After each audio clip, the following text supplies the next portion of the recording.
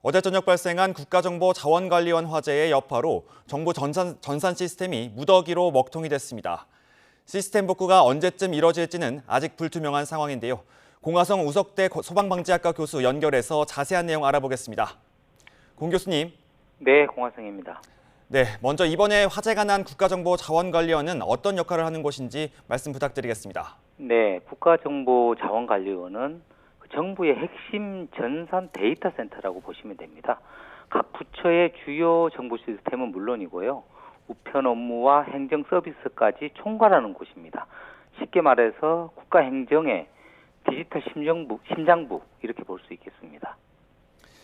네, 행정안전부 위기경보 수준을 이제 행정안전부에서는 경계에서 심각 상황으로 올리기도 했습니다. 이게 좀 어느 정도 심각한 상황이라고 저희가 이해를 하면 될까요? 위기경보 수준은 4단계로 구분이 됩니다.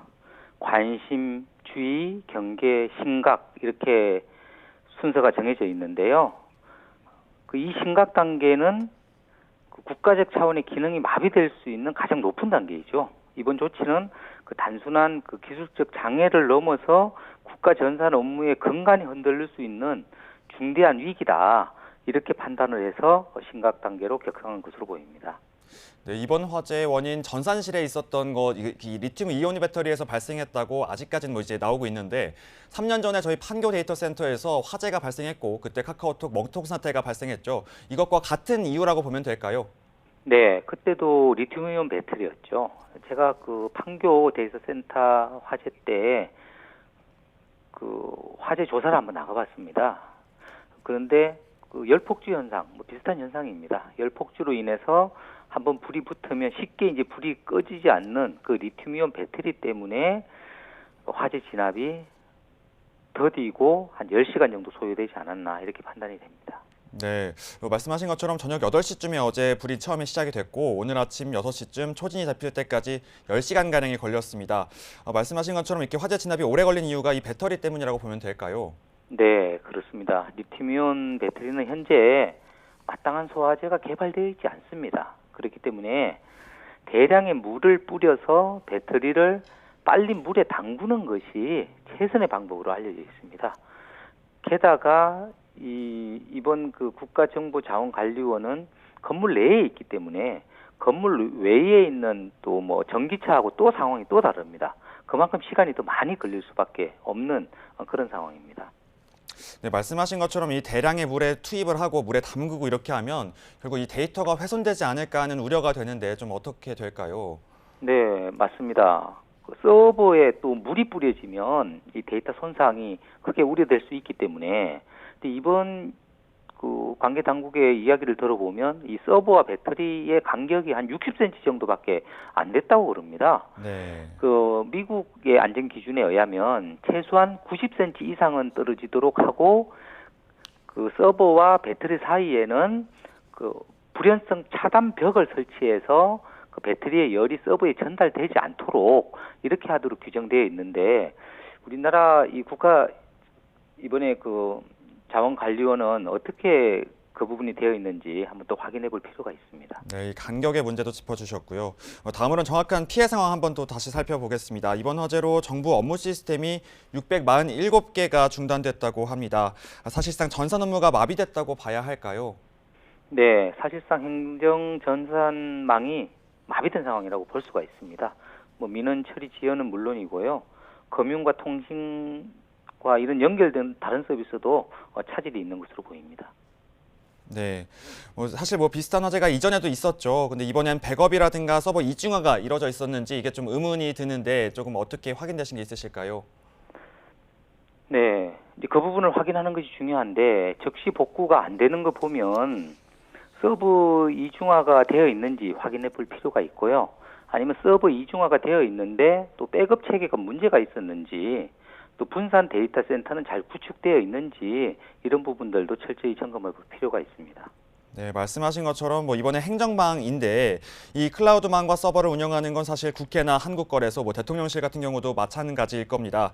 이곳 서버는 조금 어떻게 관리가 되고 있다고 봐야 할까요? 네, 이들 기관들은 국가 기반 시설에 준하는 특수 보호 대상입니다. 일반 행정망보다 훨씬 강화된 물리적 이중화라든지 보안 관제 시스템, 재난 대비 체계를 갖추고 있다고 볼 수가 있습니다. 뭐 국회와 대통령실, 뭐 거래소 마찬가지로 뭐 중앙 지방이 이중화되어 있고 재난 발생 시에 즉시 그 전환이 가능한 비상 운영 체계를 보유하고 있다고 볼 수 있습니다. 이번에 문제가 된 그 행정망 그 서버 관리 체계와는 구조적으로 많이 다릅니다. 상대적으로 더 강한 안전장치가 마련되어 있다고 볼 수 있는데요. 그럼에도 불구하고 하지만 이런 안전 시스템도 제대로 잘 작동되고 있는지 다시 한번 재점검해 볼 필요가 있습니다. 그럼 이게 지금 저희가 이제 문제가 생긴 행정망 같은 경우에는 뭐 국회나 대통령실보다 한 단계 낮은 단계로 좀 관리가 되고 있다고 봐야 되는 건가요? 네, 그렇다고 볼 수 있습니다. 그렇구나. 그럼 또 이제 또 사실 지금 1년 10개월 만에 국가 전상망 마비 사태가 벌어졌습니다. 관리 감독이나 사전 대비에 문제가 있었다 이렇게 좀 봐도 될까요? 1년 6개월이 지났는데 그동안 뭐 이중화라든가 사실은 뭐 데이터 분산 저장 이런 것들이 많이 이야기가 됐었거든요.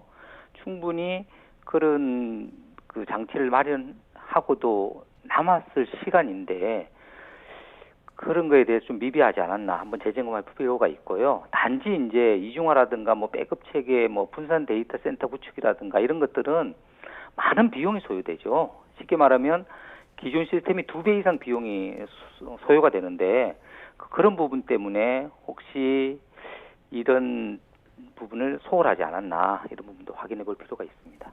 네, 뭐 무엇보다도 사실 곧 있으면 추석인데 추석 연휴를 앞두고 이제 택배 물량도 몰려 있는 상황에서 우체국 시스템이 마비됐다고 합니다. 조금 어떤 상황일까요? 네, 특히 이제 추석을 앞두고 우체국 물류 시스템까지 이제 마비된 점은 국민들이 상당히 이제 불편을 겪을 것으로 보입니다. 완전히 복구되기 전까지는 그 우체국 택배 서비스가 아닌 다른 민간 택배 서비스도 이용하는 것이 바람직하다고 봅니다. 네, 이게 사실 제일 궁금한 건 언제 복구되느냐 이거죠. 지금 당장은 주말이지만 또 좀 있으면 월요일이 돌아오는데 언제쯤 복구가 된다고 보실까요? 일반 이런 데이터 센터 같은 경우에는 한 수일 정도는 걸리지 않을까 이렇게 판단이 됩니다. 상황에 따라서는 뭐 일주일 이상이 소요될 수도 있는데 한 며칠 내로는 복구가 가능하지 않을까 이렇게 판단이 됩니다. 이 수일이라고 말씀하셨는데 사실 저희가 70개 정도는 바로 이제 차단이 됐고 그 중에서 500여 개 정도는 사실 선제 차단한 상황인 거잖아요. 이 500여 개 정도는 좀 먼저 복구가 될 수 있을까요? 어떻게 보실까요? 네, 차근차근 순서적으로 복구가 되지 않을까 이렇게 판단이 됩니다. 네, 아무래도 저희가 2년 전에 정부 전산망 장애가 발생했다가 사흘 만에 정상화됐던 경험이 있죠. 네, 지금처럼 화재가 났을 경우에는 백업 시스템이 전혀 구축되어 있지 않은 게 아닌가 말씀하신 것처럼 좀 걱정이 되는데 이 부분에 대해서는 저희가 좀 어떻게 대비를 해야 할까요? 백업 시스템은 아마 돼 있지 않을까 싶은데 백업 시스템이 돼 있다고 하더라도 그것을 다시 원상 복구시키는 이제 과정에서 거기에 따른 그 시간이 소요되지 않을까 이렇게 판단이 됩니다. 네. 특히나 이제 또 걱정이 되는 게 사실 당장에 대형 IT 업체들이 자체 데이터 센터 건설을 점점 늘리고 있고 또 국가 단위 컴퓨팅 센터 건설 계획도 정부에서 세우고 있습니다. 이런 상황에서 데이터 센터 화재가 계속될 경우 이런 뭐 저희가 차질이 계속 될 수 있는 게 아닌가 걱정이 되는데 근본적인 대책이 좀 있을까요? 아직까지는 이런 데이터 센터에 리튬이온 배터리를 대부분이 사용되고 있기 때문에 자체 안전 관리를 강화하는 방안이 필요하다고 봅니다. 예를 들어서 배터리실 내부 온도와 수소가스 농도를 감지하는 센서를 설치한다든지 배터리가 과열이나 이상 징후가 발생했을 때 즉시 전원을 차단할 수 있는 그런 시스템을 마련한다든지 배터리의 또 모듈별로 그 불연성 차단벽을 설치해서 화재 확산을 미연에 막을 수 있는 장치를 하는 것도 필요하다고 보고요. 또한 배터리 화재 시에 상당한 유독가스가 발생이 되는데 그에 대비해서 환기 설비를 조기 가동해서 사람들이 대피가 용이하도록 할 수 있는 이런 시스템을 갖출 필요가 있습니다. 네, 감사합니다. 저희 공화성 우석대 소방방재학과 교수님 말씀 들어봤습니다. 감사합니다. 네.